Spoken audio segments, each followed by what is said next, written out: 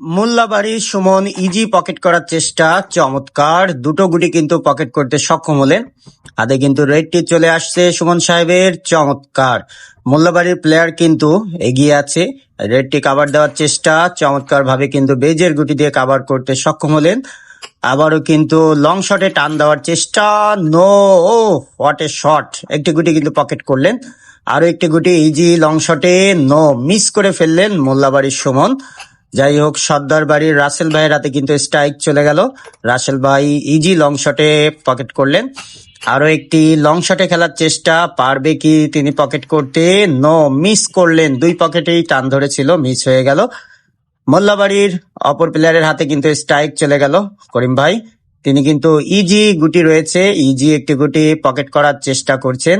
ডাবলে হয়তো খেলবেন, দেখা যাক কি করেন। চমৎকার দুটো গুটি কিন্তু দুই পকেটে দিতে সক্ষম হলেন। আবারও একটি লং শটে ইজি গুটি খেলার চেষ্টা।